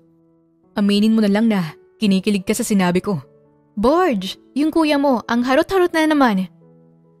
Kunwaring pagsusumbong ni Sanya kahit kanina pa nakaalis si Borge. Sa sumunod na linggo ay napagpasyahan ni Sanya na umuwi na sa probinsya nila para may pakilala na rin niya si Angel sa kanilang pamilya. Ayaw niya na rin kasing patagalin pa ito at gusto niya nang malaman na kaagad ng nanay niya na may nobyo na siya. Hindi nila dinala ang kotse ni Angel. Gusto niya kasing iparanas kay Angel kung paano siya bumabiyahe pa uwi sa probinsya. Kasalukuyan silang nakasakay sa bus. Si Sanyang nakaupo sa tabi ng bintana. Nasa kaliwa niya naman si Angel na kanina pa sinusulya pa ng ibang pasahero sa bus. First time mo talagang bumiyahe ng nakasakay sa bus? Usisa ni Sanya at aliw na aliw sa reaksyon ni Angela. Natutuwa siya sa bawat pagtaas ng kilay at sa bawat pagkunot ng noo nito, sa pagkibot ng labi, sa pagngiti at sa pagnguso nito. Bumaling si Angel sa kanya at tinanguan siya. Mabuti na lang kasama kita, Sanya. Aba, dapat lang naman. Uuwi kaya tayo sa probinsya namin. Alam nga namang ikaw lang ang mag-isang pupunta sa bahay namin. Dapat kasama talaga ako. Magugulantang ng husto si nanay kapag ikaw lang ang nakita niya. Pabirong tugon ni Sanya kaya tumulis ang uso ni Angela. Hoy, joke lang. Pinapatawa lang kita. Huwag ka na kasing kabahan kay nanay. Hindi naman nangangagat yun. Hindi naman yung nanay mo ang iniisip ko eh. Ano palang iniisip mo? Babae ba yan? Sinong babae ba yan para makalbo ko na kaagad? Joke. Ano bang iniisip mo? Yung konduktor na nasa likod natin. Grabe ka, Angel. Sa dami ng pwede mong isipin yung konduktor talaga? Ipagpapalit mo ko sa kanya? Napatampal ng noo si Angela. Ang ibig kong sabihin ay, kanina pa pasulyap-sulyap sa yung konduktor at naiinis ako sa niya. Alam kong maganda ka pero ayoko ng kaagaw. Wala naman akong magagawa kasi marami talagang mapapatingin sa ganda ba naman ng girlfriend ko. Napatingin si Sanya sa konduktor ng bus at tama nga ang sinabi ni Angel na kanina pa ito pasulyap-sulyap sa kanya. Nagsiselos ka ba? Gusto mo? Dukutin kong mga mata niya? Natawa si Angel. Hayaan mo na kasi siya. Kahit naman anong gawin niyang pagsulyap sa akin, nasa iyo pa rin naman ang bukong atensyon, Angel. Yee, kinilig siya. Kahit ano namang sabihin mo, kikiligin at kikiligin pa rin ako. Ang corny mo na naman. Tanging nasabi ni Sanya at tinakpan ng jacket ang mukha niya. Ayaw niya kasing ipakita kay Angel na kinikilig siya. Sa haba ng biyahe nakatulog na si Angel. Ginising naman ito ni Sanya nung malapit na sila sa terminal. Pagdating sa terminal ay pumara naman sila ng tricycle. Malaki at matangkad si Angel kaya halos magka-stiff neck na ito kakayuko sa loob ng tricycle.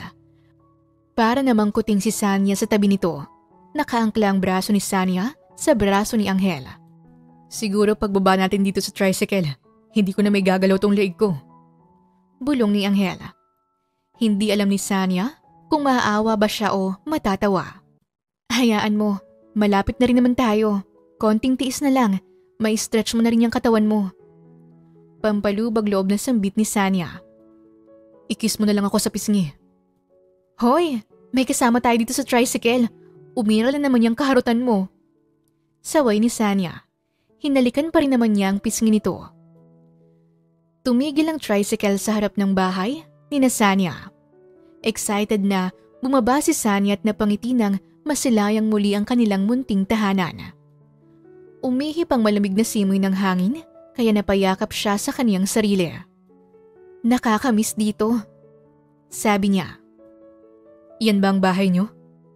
Tanong ni Angel habang inaabutan ng pamasahe ang tricycle driver. Walang panukli ang driver sa 1,000 niya kaya't pinakip the change niya na lamang ito.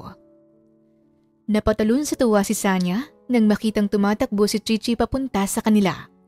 Nakasuot ito ng pink na floral dress at tsinelas na magkaiba pa ang kulay. Nakatirintas naman ang mga buhok nito at kagaya noon may makapal na blush on na naman ito na abot hanggang noo.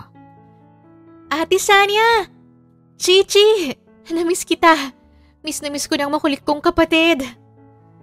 Ani Sanya habang pinupupog ito ng halik. Bakit hindi ka nagsabi na uuwi ka, ate? Eh di sana nakapaghanda kami ni nanay at sana nakabili man lang ako ng soft drinks. Gusto ko kasi kayong sorpresahin. Mukhang nasorpresa ka naman, Chi. Takang napatingin si Chichi kay Angela. Hinagod niya pa ito ng tingin mula ulo hanggang paa. Ate, sino siya? Pogi ah. Mas gwapo pa siya sa kano na jowa ni Tita Marites. Komento ni Chichi at manghang-mangha sa pagmumukha ni Angela. Siya si Angel. Angel? Diba Angel sa English yon? Kaya pala Angel ang pangalan niya kasi para talaga siyang Angel, ate. Para siyang Angel na galing sa langit at pinabalik dito sa lupa para parusahan. Eh, sino ba siya, ate? Mamaya ko na lamang sasabihin sa'yo. Pumasok na muna tayo sa loob. Nasaan ba si nanay? Nanonood ng palabas sa TV, ate. May kinahuhumalingan siyang telenovela ngayon. Sa sobrang pagkahilig niya sa palabas na yon, ay napapanaginipan niya na rin. Tugon ni Chichi at inanyayahan na silang pumasok sa loob ng bahay. Naabutan nila ang nanay niya na nakadikwatro sa upuan at nanunood ng TV kagaya ng sinabi ni Chichi kanina. Nay, nakauwi na si ate. May kasama siyang lalaki na parang artista. Anunsyo ni Chichi kaya muntik nang malaglag sa upuan ang ginang. Napakalakas kasi ng pagkakasabi ni Chichi kaya't nagulat ito. Ang tinis ng boses mo, Chichi. Hindi mo kailangang sumigaw. Sita ng ina at napalingon ito kay Sanya. Sanya! Anak! Sabi mo hindi kailangang sumigaw, Nay. Eh sumigaw ka rin naman. Simangot ni Chichi. Pasensya na po hindi ako nakapagsabi na uuwi ako. Gusto ko kasing surprisahin kayo pag uwi ko. Mabuti naman at nakauwi ka. Madalas naman tayong magkausap sa telepono pero iba pa rin talaga kapag sa personal na. Gumanda ka lalo, Sanya. Nakakaganda ba talaga ang hangin sa Maynila? Salamat sa papuri, Nay. May kasama nga po pala ako dito. Kaya rin po umuwi ako dahil nais ko siyang ipakilala ng formal sa inyo ni Chichi. Seryosong sambit ni Sanya at hinila si Angel papalapit sa kaniyang ina. Nagmano si Angel sa nanay niya. Abay, napakagalang mo, iho. Nahihiyang ngumiti si Angel. Sino ba ito, Sanya? Boyfriend mo na ba siya? Opo, Nay. Palipat-lipat ang tingin ni Chichi kay Sanya at Angel. Ano? Boyfriend mo to, ate? Hala, may boyfriend ka na? Sa wakas, may kuya na ako. Kailan po ang kasal nyo? Pwede ba akong flower girl, ate Sanya? Pink na gown ang gusto kong suotin, ha? May boyfriend ka na, ate. Kaya ibig sabihin ay magkakaroon na rin ako ng pamangkin. Baby boy sana, ate, ha? Puro kasi tayo babae dito sa bahay kaya dapat lalaki ng magiging anak mo. Aalagaan ko po yan. Marami pang gustong sabihin si Chichi pero tinakpan na ni Sanya ang bibig nito. Tama ka na, Chi. Baka kung ano pang masabi mo at huwag ka munang manghingi ng pamangkin. Hindi pa ready ang matres ko. Kumalma ka dyan. Humagikhik lang si Chichi at kinawayan si Angel. Hinayaan muna ni Sanya na makapag-usap si Angel at ang nanay niya. Kalmado naman ang pag-uusap ng mga ito. Unti-unti na ring nawala ang kabang nararamdaman ni Angel. Ang tangos ng ilong niya, ate. Bakit hindi ganyan ang mga ilong natin? Komento ni Chichi habang tinititigan si Angela. Tatangos din yung ilong mo. Pisil-pisilin mo lang. Ani Sanya at natawa silang dalawa. Pumayat ka, Chichi. Hindi ka ba kumakain ng maayos? Hindi mo ba kinakain yung mga pinapadala kong pagkain dito? At hindi mo ba iniinom yung mga gatas na pinabili ko para sa'yo? Kinakain naman po. Umiinom rin po ako ng gatas. Promise po. Nag-aaral ka bang mabuti? Oo naman, ate. Tapon nga ako sa klase namin eh. Ang sabi ng teacher ko, kapag sinipagan ko palalo sa pag-aaral, makakamit ko ang lahat ng mga pangarap ko. Tapos, sa susunod na linggo ay may sasalihan akong quiz bee, ate. Pangako ko sa'yo, mag-uuwi ako ng medalya. Ipapanalo ko yun. Pagsisipkapan ko palalo ang pag-aaral ko. Mabuti yan, Chi, pero huwag mo rin kalimutang mag-enjoy, ha? Maglaro ka rin, huwag puro aral. Oo naman po, ate. O siya, lapitan ko muna si nanay. Baka kung ano nang pinag-uusapan nila. Nanatili muna si Sanya sa bahay nila. Nais nilang manatili ng 1 linggo bago bumalik ulit sa Maynila. Gusto mong sumakay ng kalabaw?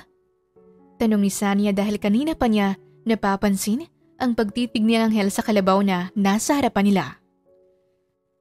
Natatakot ako. Huwag kang matakot.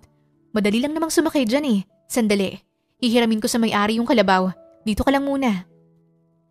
Pagkatapos payagan ng may-ari ay hinila niya na ang kalabaw papalapit kay Angel. Namutla si Angel at napaatras ng 2 beses. Muntik pa itong matumba. Ayokong sumakay dyan. Sumakay ka na. Aalalain naman kita eh. Baka malaglag ako, Sanya. Mababalian ka ng buto kung ganun. Natigilan si Angel. Joke lang. Hindi ko naman nahayaang mahulog ka. Sige na, Angel. Sumakay ka na. For the experience lang. Dahil mahal kita, sasakay ako sa kalabaw na yan. Pagsuko ni Angel.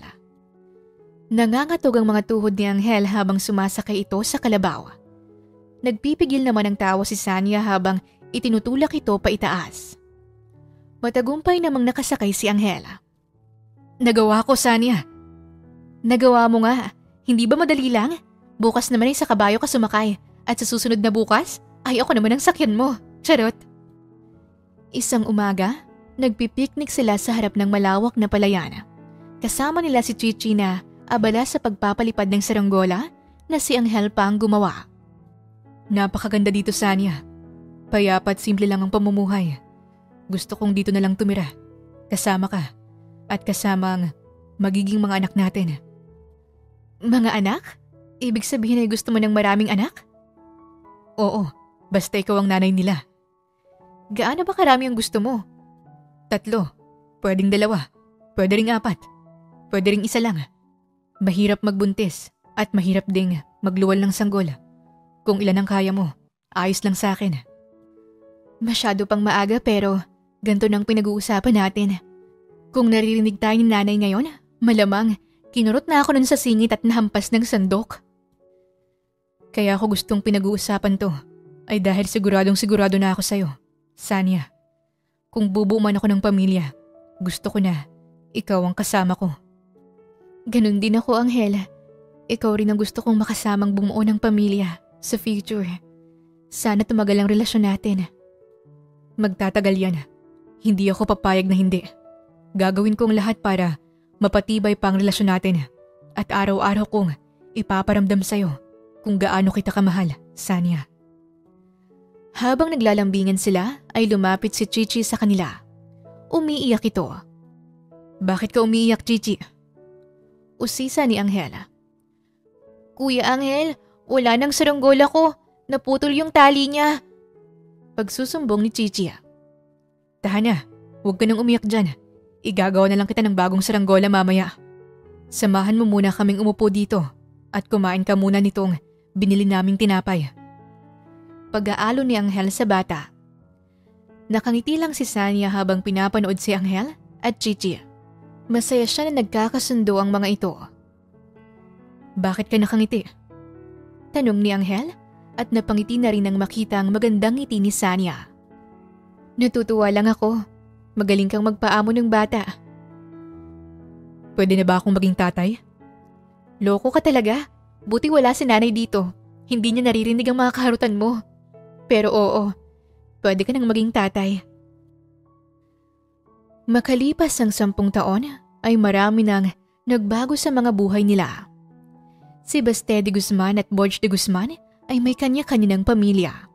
Si Vivian naman na ina ni Anghel ay namatay na dahil sa sakit nito sa baga. 3 taon nang nakakalipas. Si Chichi naman ay nasa 3 taon na ng kolehiyo.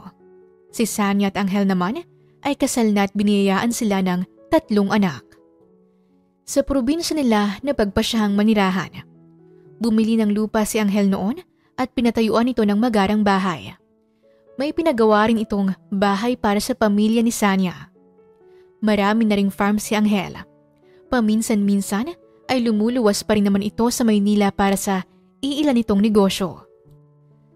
Kasalukuyang ipinagbubuntis ni Sanya ang 3 nilang anak. This time ay baby boy na. Magkasunod kasi na babae ang iniluwal niya noon. Ang panganay niyang anak ay pinangalanan nilang Heaven. 9 taong gulang at kasalukuyang nasa 4 na baitang na ng elementarya. Manang-mana ito kay Anghel. May kasungitan at madalas seryoso. Mahilig itong magbasa ng libro. At hindi masyadong mahilig maglaro sa labas ng bahay. Nangunguna din ito sa klase. Ang sumunod naman ay si Sunny. 7 taong gulang na at nasa 2 baitang na ng elementarya. Makulit at bibo. Sa murang edad ay kakaiba na rin ito kung mag-isip. Matalino rin at magaling sumayaw. Nanay Sanya, ano pong ipapangalan niyo sa baby brother namin? Tanong ni Heaven habang nakikipaglaro ng chess kay Sanya. Nakahilata naman sa sofa si Sanya at pinapanood ang mga anak niya. Wala pa akong naiisip na ipapangalan sa kanya eh. Ikaw ba anak, may naiisip ka? Ako po nanay. Nagtaas ng kamay si Sunny. Sige Sunny, anong pangalan bang naiisip mo? Tanong ni Sanya at ninitian ang anak niya. Ula po nanay. Suwestyon ni Sunny.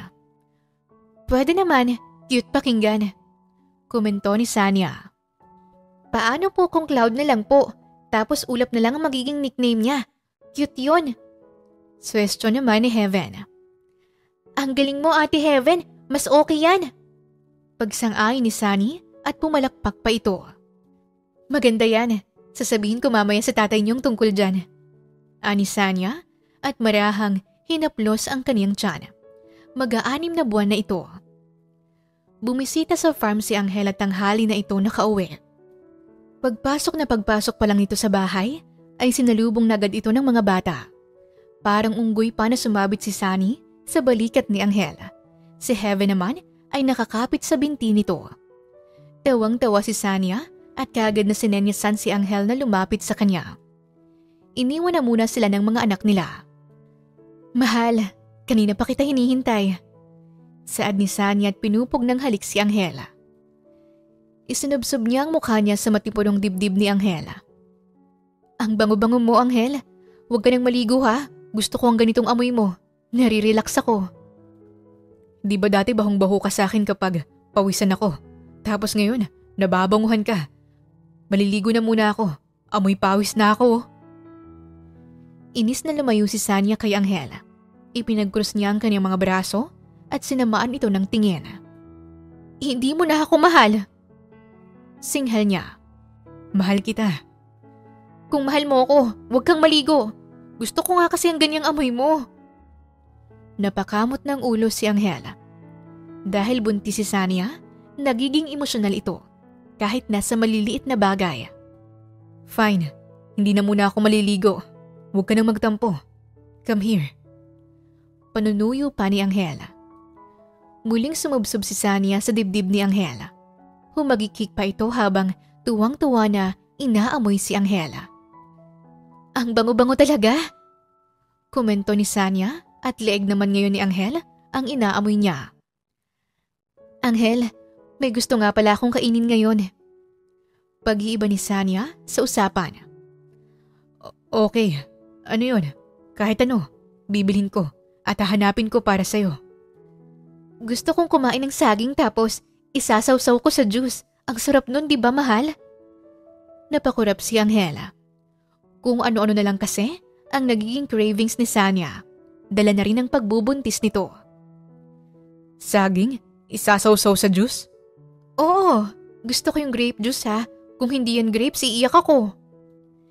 Hinalika ni Angel si Sanya sa sintido. Sige, may saging pa naman tayo at juice. Umupo ka na muna dyan. Ipaghahanda lang kita. Ani Angel at ilalalayang makaupo si Sanya. Makalipas ang ilang minuto ay bumalik na si Angel dala ang gustong kainin ni Sanya. Ito na po mahal kong Reyna. Pabirong hirit ni Angel at nagbaw pa sa harapan niya. Napatingin si Sanya sa saging. Bakit ang liit ng saging? Mukhang hindi rin masarap. Tanong niya at napapanguso. Napatingin din tuloy si Angel sa saging. Tinikman niya rin ito para masigurado kung masarap ba ito o hindi. Masarap naman ang saging na to ah. Gaano kalaking saging ba ang gusto mo, Sanya? Ngumisi si Sanya at biglang itinuro ang ibabang parte ng katawan ni Angela. Gusto ko yung kasing laki ng saging mo. Gusto ko ng saging mo. Pili ang sambit ni Sanya at natawa pa. Mariing napapikit si Angela. Bigla na lang kasing nagising ang alaga niyang mahimlay na natutulog kanina. Na-turn on ito sa sinabi ni Sanya. Sanya, alam kong buntis ka. Pero baka hindi ako makapagpigil ngayon. Huwag mo akong asarin ng ganito. Gusto ko nga kasi ng saging mo. Hindi mo naman kailangang magpigil. Pwede naman nating gawin. Namimiss ko na kasi eh. Napalunok si Angela.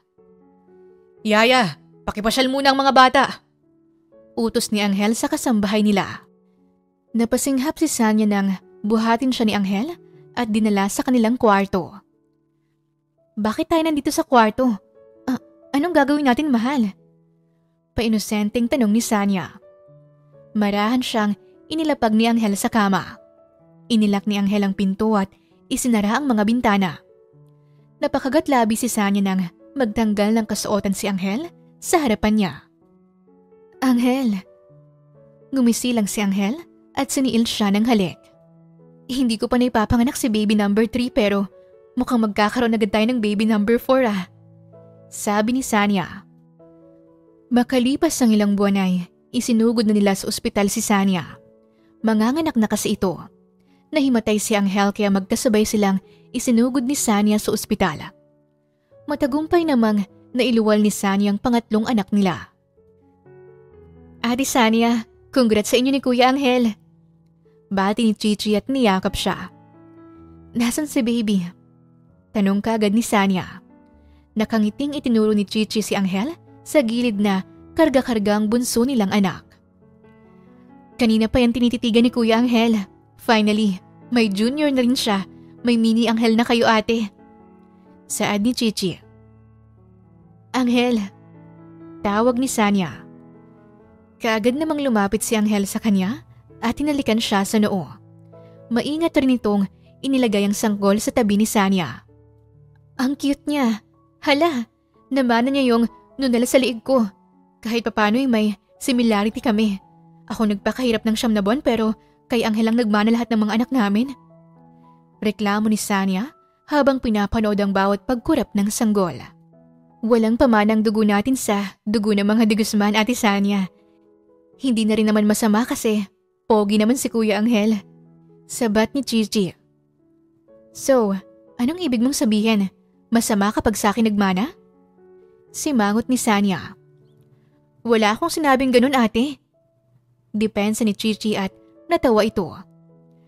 Hay nako, maiwan ko na muna kayo. Tatawagan ko lang si nanay para ibalita to. Paalam ni Chichi at lumabas na ng sileta. I love you, Sanya. Proud na proud ako sa'yo. Sabi ni Angel at paulit-ulit na hinahalikan sa noo si Sanya. Nakakatuwa. Hindi na lang natin sa tiyan mararamdaman ang paggalaw niya. Kitang-kita na natin ngayon ang bawat pagsipa at paggalaw niya. Kahawig ko siya nung bata pa ako. Tumango si Sanya. Nakita niya na kasi ang baby pictures ni Angel at talagang kahawig nito ang bunso nilang anak na si Cloud. Biglang bumukas ang pinto. What's up, madlang people? Huli na ba kami? Tanong ni Borge. Nakasunod naman sa kanya si Baste. Nung dumating kayo, umiyak yung anak ko. Ngiwi ni Angel at niyakap ang mga kapatid niya. Kaagad na sinilip ni Borge at Baste si Baby Cloud. Ang ganda naman talaga ng lahi natin, oh. Hindi na ako magtataka kung balang araw ay maraming paiiyaking babayang pamangking kong ito. Manang-manang kagwapuhan sa akin, oh. Pagmamayabang ni Borge kaya't nabatukan ito ni Angel. Anong sayo? Ikaw bang tatay? Feeling mo? Si Tani Baste. Magkamukha kaya kami ni Kuya Angel, kaya malamang kamukha ko rin yung anak niya. Sa ating magkakapatid ay ikaw lang naman ang may naiibang itsura eh. Ampun ka siguro ni Mami. Napulot ka lang sa basurahan. Pangaasar ni Borge. Pabiro itong sinakal ni Baste. Dito pa talaga kayo nagbangayan. Gusto niyo bang ipadampot ko kayo sa mga gwardiya ng ospital? Ang tanda-tanda niyo na. Saway ni Angela. Grabe naman sa tanda. Mas gurang ka naman kesa sa amin. Panganay ka, hindi ba? Depensa ni Borge at kagad na lumayo kay Angel bago pa siya nito mabato ng bote ng alkohol. Isang malakas na tawa na naman ang numuo sa kwartong yon kasama ang kanilang buo at masayang pamilya. Kapag may dumating na oportunidad ay dapat kunin mo yon. Sa madaling salita, grab the opportunity. Baka sakaling yung oportunidad na yon ay ang magpapabago ng buhay mo. Kagaya na lamang ni Sanya, tinanggap niya ang alok ni Vivian na mamasukan sa mansyon nito sa Maynila. Mabuti na lamang at sumama si Sanya kasi malaki ang naitulong nun sa kaniyang pamilya. At doon niya nakilala ang lalaki na kaniyang napangasawa. Wakas! Maraming salamat po sa inyong pakikinig sa kwentong ibinahagi namin ngayong araw. Muli, ito po ang Tales of Siren at hanggang sa ating muling kwento. Maraming salamat po.